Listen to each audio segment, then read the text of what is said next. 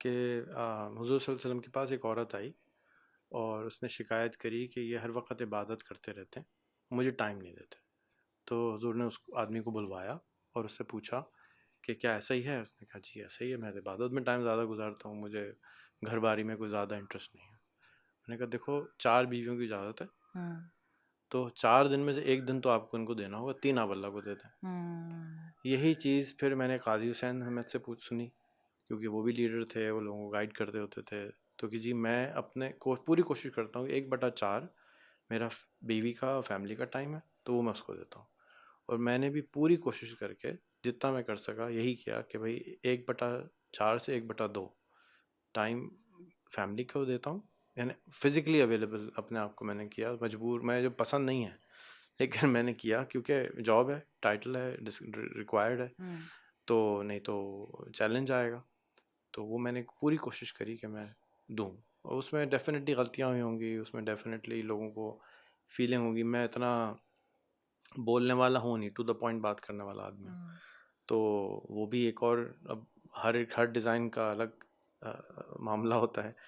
तो हो सकता है बच्चों को फील हुआ हो कि भाई ये इतना टाइम नहीं दिया, लेकिन मैं तो कैलकुलेटेड चला हूँ हमेशा कि नहीं मैंने टाइम इतना देना है। कोशिश तो की है अपने तई जो कुछ हो सका, मेरे ख्याल में दी भी है, आप दी भी। पासपोर्ट्स पे भी कैलकुलेट करके चेक कर चुका हूँ, वाकई भी दी है। लेकिन बच्चों को फील नहीं होता, उनको यही फील होता है क्योंकि ये लोग, बच्चों से भी इंटरेक्शन मेरा थ्रू फेसबुक रहा है पिछले 15 साल में। क्योंकि मैं जो कुछ करता हूँ वो फेसबुक पे पोस्ट कर देता हूँ, वहीं से वो भी देख रहे होते हैं, वहीं से दूसरे भी देख रहे होते हैं। तो मेरी कोई ज़्यादा इस तरह नहीं है कि मेरी कोई ऐसी ख़ास बात हो जो सिर्फ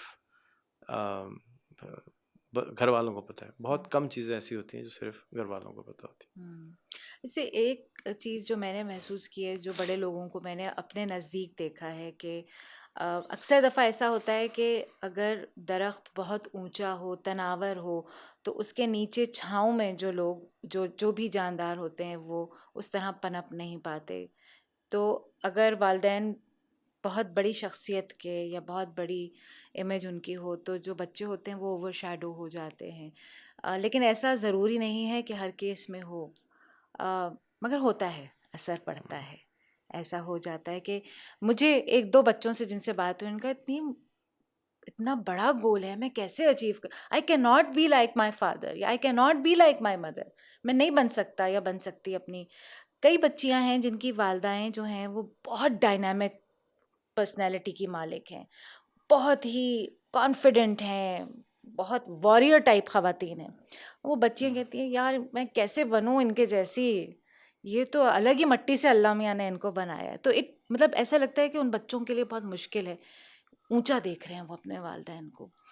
तो ये गैप, आई डोंट नो ये नेचुरल होता है या ये बस हो जाता है, इसको कैसे ख़त्म किया जाए, ये एक पेरेंटिंग चैलेंज है उन लोगों के लिए जो कुछ करना चाहते हैं। आज मेरे भांजे ने मुझे सुबह सुबह एक छोटी सी क्लिप भेजी। मैं उस क्लिप के किरदार या वो फिल्म था, वो फिल्म है कोई गालिबन, मुझे वो तो नहीं समझ में आया, मगर उसकी बात बड़ी प्यारी थी। उसमें वो एक कैरेक्टर दूसरे कैरेक्टर से ये कह रहा था कि भाई अभी तुम बीमार हो मगर जिंदा तो हो ना, सांसें तो आ रही हैं ना, और जब तक सांसें आ रही हैं मैं जिंदा हूँ, मैं जी रहा हूँ और मैं इस पल में रह रहा हूँ। मुझे इस पल को, इस वक्त को, इस लम्हे को जीने दो, मज़ा करने दो, और जो कुछ करना है मैं इस लम्हे में कर लूँ। और जब सांसें रुक जाएंगी तो भाई वो सब कुछ वैसे ही ख़त्म हो जाना है। और ये सांसों का जो ताना बाना है, इसका लम्हा बहुत छोटा है।